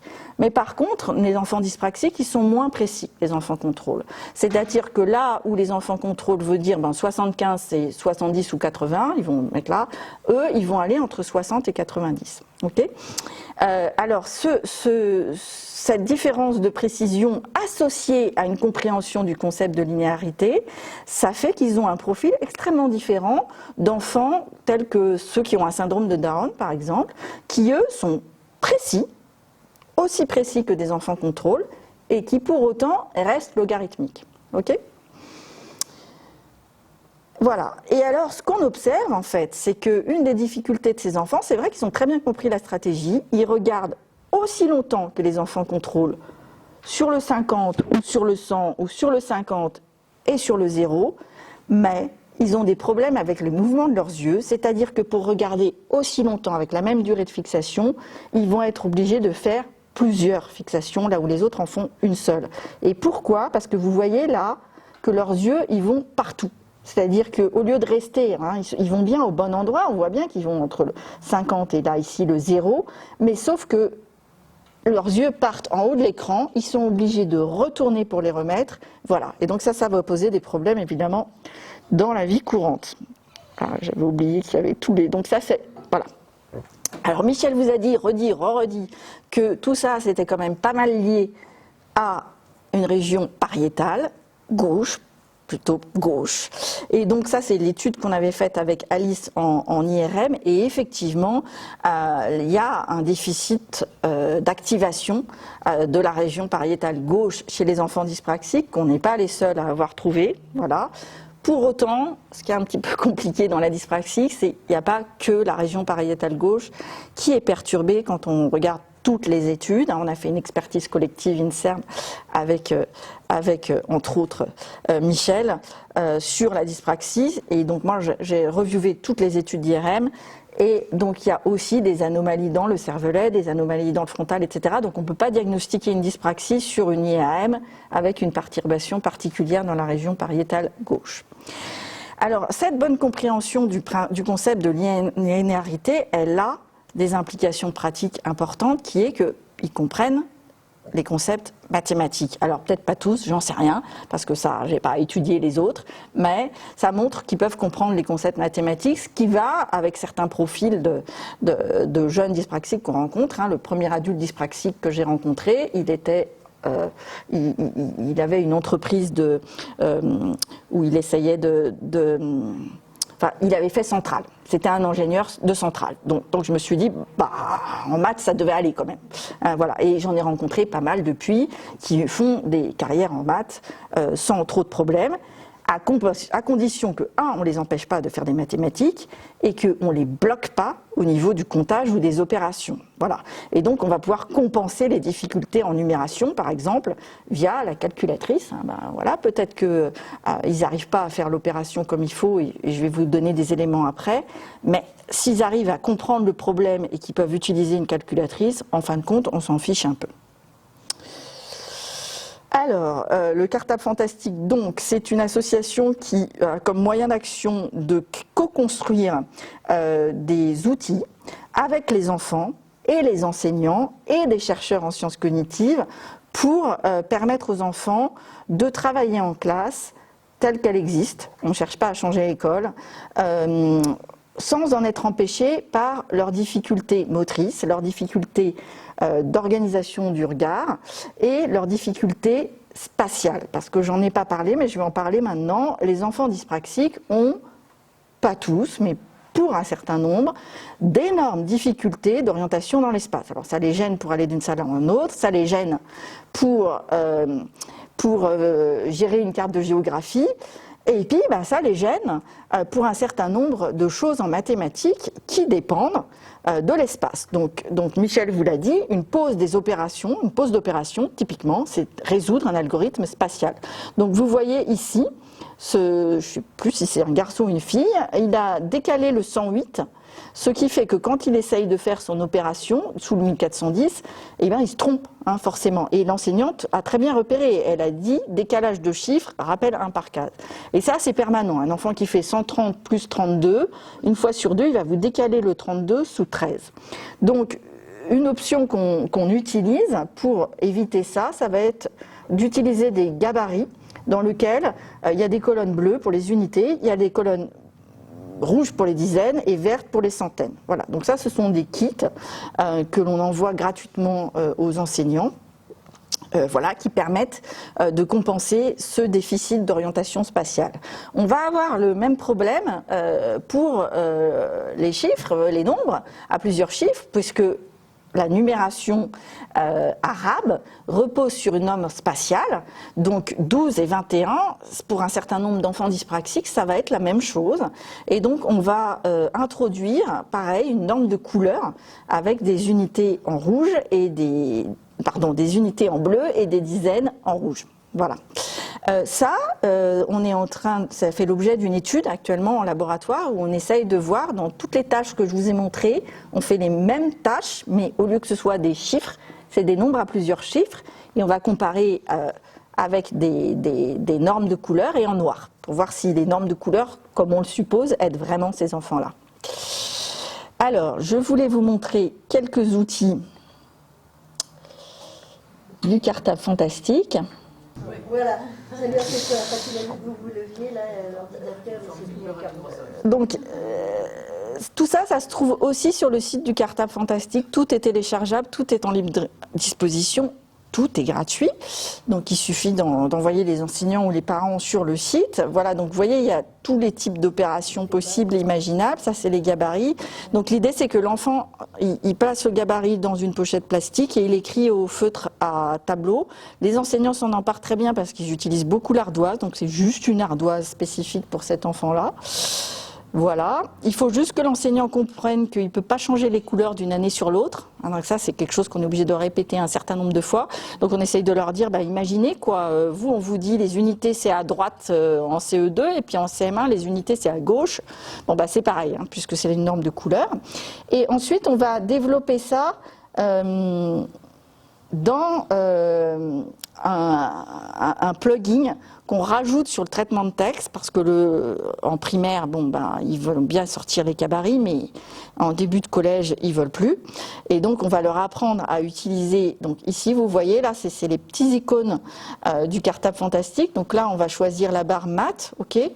Et puis, on va lui permettre de poser une opération. Pardon, je vais faire au clavier, ça va être plus 5, 125 plus 32, voilà. Voilà, ok. Voilà, idem pour les chiffres, parce que s'il faut colorier à la main chacun des chiffres, c'est quand même très très galère. Donc là, on va passer par ça. Sauf que là, c'est petit, donc je vais lui dire, mets-moi ça plus gros. Et donc, il faut que je repasse par... Voilà. OK? Voilà. J'ai tenu le temps, là? C'est parfait. Voilà. Voilà, donc ça, c'est des plugins qui existent, qui sont gratuits, c'est sur LibreOffice. Il y en a aussi pour Word. Voilà, LibreOffice, c'est gratuit, c'est pour ça qu'on les a développés. On a tout un tas d'outils pour le collège aussi. On peut faire des équations mathématiques, etc., etc. Voilà. Peut-être laisser l'adresse du cartable derrière pour Ouais. qu'on puisse prendre... Alors, attends. Et du coup, on peut applaudir nos deux invités. C'est là. Bonsoir. Merci déjà pour votre intervention. La question que j'avais, c'était par rapport aux gabarits. Est-ce qu'ils sont applicables aux enfants qui n'ont pas forcément de dyspraxie? Par exemple, dans l'apprentissage de base que nous, on a en première et deuxième primaire, on pourrait les mettre à disposition pour tous les enfants? Alors, il y a beaucoup d'enseignants qui les utilisent en fait pour la classe globalement. Donc pour les enfants qui pas très bien compris, où on a l'impression qu'ils n'ont pas très bien compris. Alors, ce qu'il y a, c'est que quand même, c'est vraiment une aide spatiale. Donc, si l'enfant il n'a pas compris ce que c'est qu'une dizaine ou une centaine ou une unité, ça ne va pas régler la question. Mais il y a effectivement beaucoup d'enseignants qui les utilisent. Alors, pour un certain nombre d'enfants de la classe ou pour tous les enfants de la classe, il y a plein de manuels scolaires où il y a ces normes de couleurs au départ. Donc, Première et deuxième, c'est moyenne section, grande section, maternelle. Alors les opérations posées en moyenne et grande section de maternelle, c'est trop tôt. Oui, c'est peut-être un peu tôt, effectivement. Ouais, c'est trop tôt. Plus troisième primaire, je pense.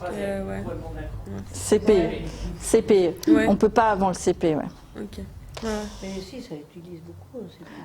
Voilà. Mais par exemple, les enfants autistes, ils peuvent les utiliser, ou il y a plein d'enfants qui peuvent les utiliser, ou des enfants qui ne sont pas repérés. Ça vaut le coup de voir, par exemple, si un enfant se trompe systématiquement dans les opérations, ça vaut le coup de voir si ça l'aide. C'est-à-dire que si c'est presque diagnostic, quoi.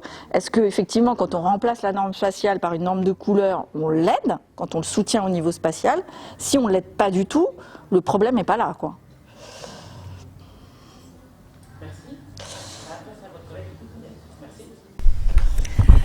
Oui, pour ça, j'ai une question par rapport à l'apprentissage de l'écriture.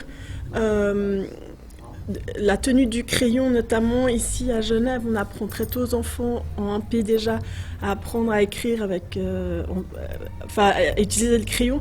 Et je me demandais, pour vous, d'un point de vue développemental, est-ce que c'est pas trop tôt? Quel serait l'âge idéal pour commencer à écrire? Est-ce qu'il n'y a pas, avant l'apprentissage de l'écriture, plus justement pour développer la motricité fine, d'autres activités? à investiguer. Ouais. Bien sûr que l'écriture nécessite effectivement une certaine maturation de la motricité fine. Bon. La question, elle est, je dirais, encore en amont. C'est-à-dire, quelle écriture est-ce qu'on va exiger de l'enfant et à quel âge? Vous savez que, enfin, je ne sais pas comment ça se passe en Suisse, mais je crains que ça soit un peu à la française. Vous savez que quand vous allez dans les pays, en particulier de culture anglo-saxonne, il n'y a absolument pas du tout les mêmes exigences. Donc, il y a ce problème, si vous voulez, de l'exigence de l'écriture dite attachée, qui est extrêmement importante et très précoce dans les pays francophones, je pense, en France, parce que bon, au Canada, c'est peut-être pas pareil. Donc, qui effectivement est un handicap supplémentaire, alors qui est un handicap pour tous les enfants, c'est-à-dire qu'ils vont mettre, tous les enfants ordinaires vont mettre plus longtemps, évidemment, pour accéder à un graphisme vraiment de qualité par rapport à d'autres pays. Donc, on y passe plus de temps, c'est du temps qu'on passe pas à autre chose. C'est toujours la même chose. Hein. On passe beaucoup de temps, nous, à l'écriture, beaucoup de temps à l'orthographe. Si vous êtes italien, vous passez moins de temps à l'orthographe, ou finlandais. Et si vous êtes anglo-saxon, vous passez moins de temps au graphisme. Bon, donc, après, il faut faire des choix. On peut pas, les enfants, ils ne peuvent pas être 18 heures par jour à l'école non plus. Hein. Donc ça, il y a la question de l'exigence qui répond un peu à votre question. Est-ce que si vous êtes moins exigeant, c'est-à-dire que si vous acceptez que l'enfant il écrive gros, qu'il fasse un mélange de lettres bâtons qui sont beaucoup plus faciles, ou de lettres d'imprimerie et de lettres attachées, à ce moment-là, la question se pose beaucoup moins.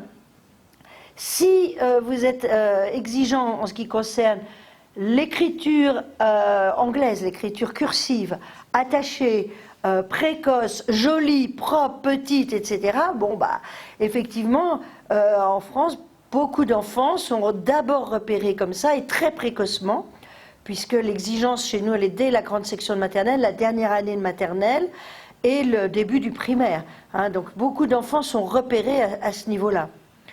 Alors, est-ce que c'est mieux, excuse-moi, de faire des exercices de motricité fine? Je ne suis pas sûre. Parce que la question, elle n'est pas motrice, elle est cérébrale dans la dyspraxie. Hein. Donc, on a montré à plusieurs reprises que pour faire progresser l'enfant en graphisme, il fallait lui faire des exercices d'écriture, hein, plus que des exercices de motricité fine. Donc, oui, il faut une certaine maturité motrice pour arriver à écrire, mais les enfants dyspraxiques peuvent avoir cette maturité motrice, mais pas... on dit beaucoup qu'un enfant dyspraxique, il sait ce qu'il doit faire. Il ne sait pas comment le faire concrètement. Hein. Et donc, l'idée, c'est deux choses. Premièrement, de faire, si on doit les aider, c'est avec de l'écriture. Deuxièmement, si ça ne progresse pas suffisamment rapidement, peut-être précocement de tolérer des écritures mixtes, écritures majuscules d'imprimerie, bâton, je ne sais pas quoi, et ensuite de passer à des écritures clavier, voire à la dictée vocale, quand ils sont encore plus grands, vous voyez. Why not? Parce que quand même, moi je vois, enfin je ne sais pas chez vous, mais chez nous, on passe un temps fou à ces rééducations graphiques. Les enfants, ils passent beaucoup de temps, ils progressent. Je vous rappelle que ce n'est pas très important de progresser. Tous les enfants progressent, on s'en fout qu'ils progressent.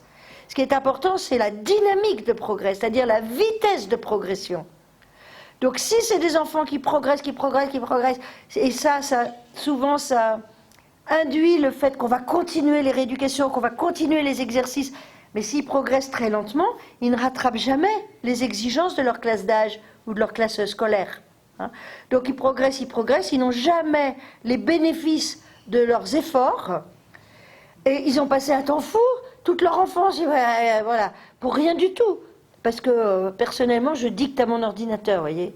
Mais bon, et ça marche très bien. Hein. Donc, et avant même, j'étais obligée d'avoir, comment ça s'appelle, Dragon, et maintenant, je dicte directement avec la barre Word, et ça marche très bien.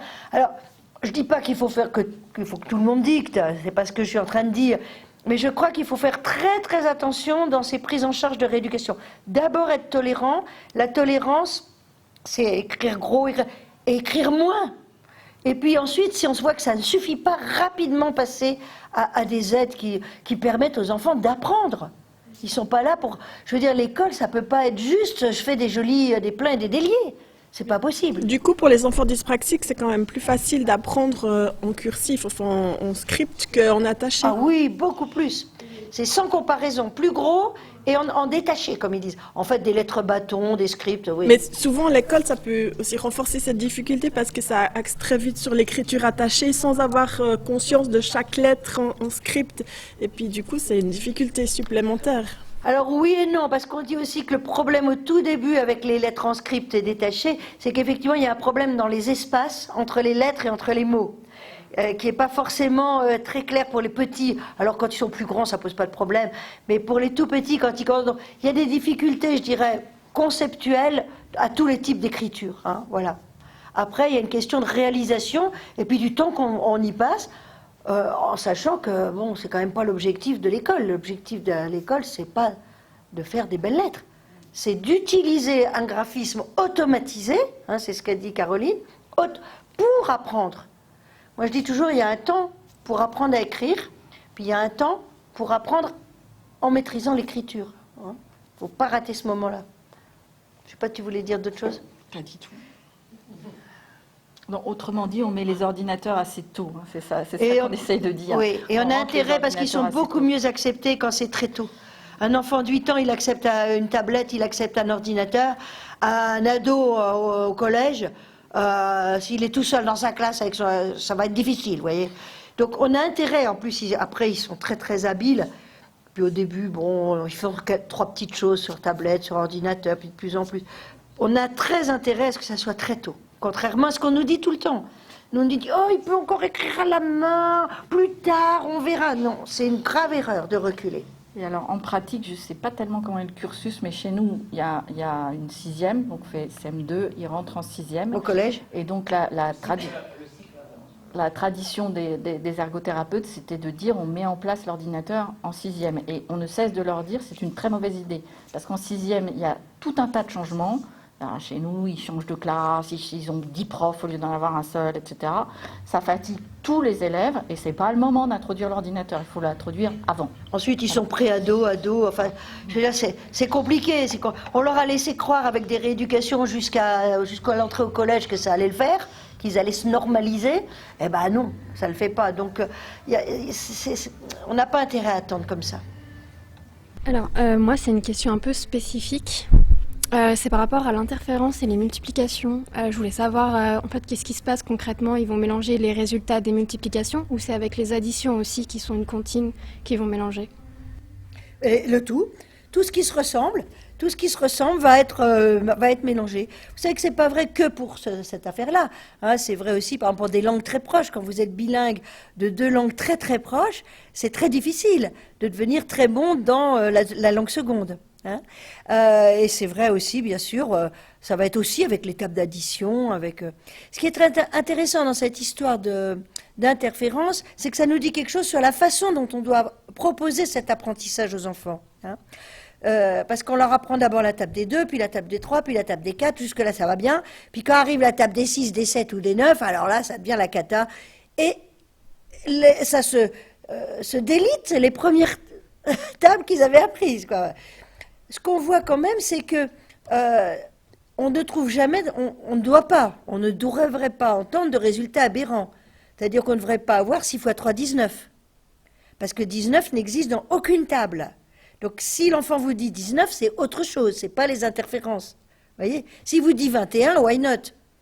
Mais s'il vous dit 19, c'est encore autre chose. Donc normalement, c'est des erreurs qui sont extrêmement... Alors ce qui se passe... Comment on lutte contre ça? C'est en essayant de ne pas apprendre des choses trop proches les unes des autres. Hein, on dit plus c'est proche, plus ça se ressemble les apprentissages, plus il faut les apprendre à distance. On évite chez les jeunes d'apprendre la même semaine C, CES, C, SES, C, C apostrophe EST, etc. C'est pas une bonne idée du tout. Donc pareil pour la multiplication et les additions. On essaye d'apprendre des choses qui se ressemblent. Et puis, de les automatiser avant d'apprendre la suivante. Ça, c'est quand même toujours ce problème d'automatisation. C'est fondamental dans les apprentissages qu'on appelle les apprentissages socles.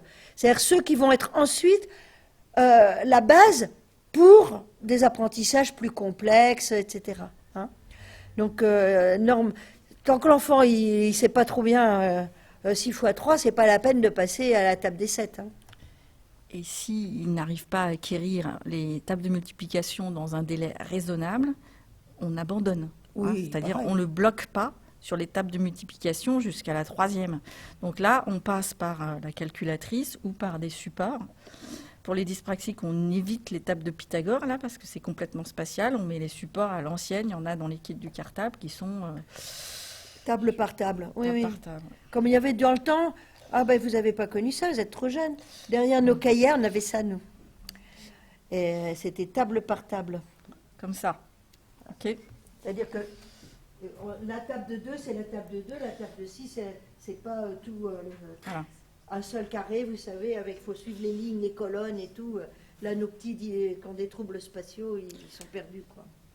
On a des étudiants qu'on a suivis au cartable qui sont maintenant en 3e année de fac, par exemple d'informatique, qui ne connaissent pas leur table de multiplication. Mais ils gèrent, c'est pas grave. D'une façon générale, il faut bien comprendre que tous ces apprentissages de base, ils sont très utiles pour la suite s'ils sont automatisés. Si l'enfant ne peut pas les automatiser, il faut donner un outil qui les remplace, de façon à ce que l'enfant puisse faire les autres apprentissages. Vous voyez, c'est des outils de départ, hein, et ou bien l'enfant les acquiert, c'est le but de l'école, des premières années d'école, et l'enfant les automatise, ou bien il ne peut pas, parce qu'il y en a qui ils progressent, ils les acquièrent à peu près. S'il ne peut pas les automatiser dans des temps raisonnables, on donne un remplacement, une compensation, on dit, hein, voilà, une adaptation, de façon à ce qu'ils puissent continuer effectivement à raisonner sur les nombres.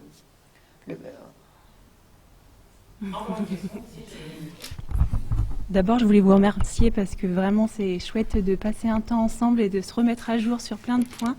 Je voulais vous interroger quand on voit qu'un jeune a un TDC, donc c'est repéré. Est-ce que vous pensez qu'il y a besoin de faire un Zareki ou un TEDIMAT pour pouvoir accompagner aussi les enseignants et voilà. Ben oui, bien sûr. Je vois pas comment on peut s'en passer, moi. Le micro. Oui, je vois pas comment même. Excusez-moi, quelle est votre profession si Je suis psychologue. Ouais, d'accord. Si c'est l'idée, elle est quand même à 2 niveaux. La première idée, quand on voit qu'un enfant est en difficulté en calcul, en maths, qui suit pas ce qui se passe en classe, et puis non seulement, alors si c'est ponctuel et momentané, tout cool, hein. Bon, faut pas être non plus. Mais à partir du moment où c'est durable, où l'enfant s'en sort pas, où on a beau l'aider, on voit que c'est sans effet. Il nous faut d'abord les similitudes. Hein, d'abord, c'est-à-dire une épreuve de catégorisation non visio-spatiale. Non visio-spatiale. Et parce qu'effectivement, si l'enfant il assiste aux similitudes, vous voyez, il va pas. Ça veut dire, on est en train de dire que s'il n'a pas des bonnes capacités de catégorisation, on comprend qu'il va mettre beaucoup plus de temps que d'autres pour acquérir les notions de calcul et de mathématiques. Maintenant, quand ils sont normaux, à ce moment-là, il nous faut absolument un TEDIMAT ou un Zareki. Absolument. C'est pas possible autrement. D'abord parce qu'ils sont étalonnés. Voilà. Donc, moi, je veux bien qu'on me dise, j'ai fait des bilans logico-mathématiques, il a acquis, il n'a pas acquis la conservation du nombre. C'est important. Mais moi, je dis, l'enfant de 10 ans qui n'a pas acquis la conservation du nombre, je voudrais savoir si c'est parce qu'on lui présente sous une forme visio-spatiale. Parce que telle qu'elle est faite dans les épreuves piagétiennes, c'est une forme visio-spatiale. Et il y a exactement ce que vous a montré Caroline. C'est-à-dire que du fait de leur difficulté de bien regarder les trucs, les enfants, ils regardent un pion là, un pion là, un pion là, un pion là, un jeton, et ils ne savent pas s'il y en a plus ou moins que l'autre rangée. Voilà. Et ça n'est pas un problème conceptuel, c'est un problème de leurs yeux, c'est ce que vous a montré Caroline, et de l'organisation spatiale dans leur tête. Donc il nous faut des épreuves de catégorisation non verbales. Et puis après, il nous faut, oui, des tests étalonnés. Mais tu vas pas le faire pour tous les dyspraxiques, on est d'accord. De quoi? Les tests de maths, là. Ben, je le fais s'ils sont en difficulté en maths. C'est ça. Ah ben non, s'ils sont pas en difficulté, on les embête pas. Oh là là, ils ont assez de bilans comme ça, les pauvres choux. Tout le monde est sur leur dos. Non, mais à partir du moment où ils sont en difficulté en maths, où on signale cette difficulté en maths, c'est très important, parce que sinon, ils vont avoir des rééducations logico-mathématiques, je sais pas quoi, qui auront rien à voir avec leurs réelles difficultés, qui sont les difficultés spatiales, en fait. Hein, c'est le problème de l'espace et du nombre qui les gêne. Et donc, ils ne doivent pas être rééduqués en mathématiques, ils doivent être rééduqués sur le plan spatial. Donc, vous voyez, c'est pas du tout pareil. Donc, c'est pour ça, mais on le fait que s'il y a des difficultés, bien sûr. Ah non, pas tous les dyspraxiques, non, non, non. Merci bien. Encore une ou deux questions? Allez-y, madame.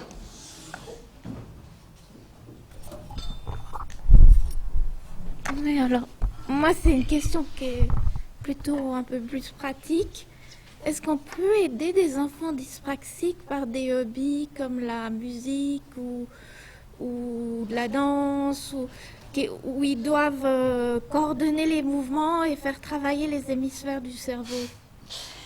Alors, ça serait bien que les loisirs des enfants dyspraxiques ne soient pas une rééducation, hein, parce qu'ils passent déjà leur temps en rééducation, et ça serait bien que pour les loisirs, ils fassent quelque chose qu'ils aiment, donc qu'ils ont envie de faire, et dans lequel ils ne sont pas en échec. Donc, si l'idée c'est faire une danse quelle qu'elle soit, et que ça les amuse, sans exigences particulières, hein, parce que quand même c'est un peu compliqué, pourquoi pas? Voilà. La musique, c'est pareil. Hein, pour un certain nombre, ça va être compliqué parce que le rythme n'y est pas, que lire une partition, c'est quand même pas évident, La musique, que les gestes, ils y sont pas, que le souffle n'y est pas pour ceux qui chantent, etc. Donc voilà. Donc les loisirs, vraiment, faut éviter de les voir comme une aide. Ça ne peut pas être une aide. Voilà. Ils font, s'ils ont envie, comme tout le monde, mais on les met pas là pour les aider. Voilà. Si vous avez envie de les aider, par exemple, en vous disant, ça serait bien que... Il faut leur faire des loisirs, effectivement, mais qu'ils aiment, et dans lesquels ils sont en réussite. Parce que comme ça, ils sont en réussite dans quelque chose, que l'école, c'est pas toujours facile, etc. Ils sont en réussite dans quelque chose, et c'est beaucoup plus important que d'essayer d'imaginer que c'est une rééducation. Et puis, moi, je rajouterais, s'il suffisait de les entraîner pour qu'ils guérissent, eh ben, ça se saurait. Non, mais ce que je veux dire, c'est que... Non, mais je comprends bien, parce que, en fait, le problème, c'est que ces enfants dyspraxiques, ils se présentent comme des enfants moins bien entraînés. Donc, on a envie de les entraîner plus, si vous voulez, pour qu'ils récupèrent. Alors, c'est vrai qu'il y a des enfants aussi qui sont moins bien entraînés, puis si on les entraîne un peu plus, ça le fait. Hein. Donc, voilà. Mais s'ils sont dyspraxiques, c'est pas vrai. Donc, ils ne vont pas récupérer. Donc, si vous voulez, non seulement on va les mettre en difficulté dans ces loisirs, moi je vois, il y a beaucoup de petites filles qui veulent faire de la danse. Alors au début, les autres petites filles qui débutent, elles ne sont pas plus douées, donc tout le monde débute. Puis au bout d'un certain temps, les autres font des progrès, et puis notre petite dyspraxique, elle se trouve encore une fois en difficulté. Donc ça ne va pas l'aider. C'est-à-dire que ce n'est pas un moyen de rééducation. C'est ça qu'il faut voir. Alors elle va progresser un petit peu, mais jamais suffisamment pour que ça l'aide vraiment dans les activités de la vie quotidienne, dans les activités scolaires, dans les activités de loisirs avec les copains. Donc voilà. Donc plutôt prévoir des visites de zoo, de château fort, du théâtre, Enfin, ce qu'elle a envie de faire. les vidéos, le cinéma, le shopping, vous voyez, beaucoup plus sympa que le piano, le judo pour les petits garçons, j'en ai entendu parler tout. Et la danse pour les petites filles. Ouais. Alors, je crois qu'on va conclure. En tout cas, merci beaucoup. Et on peut vous applaudir.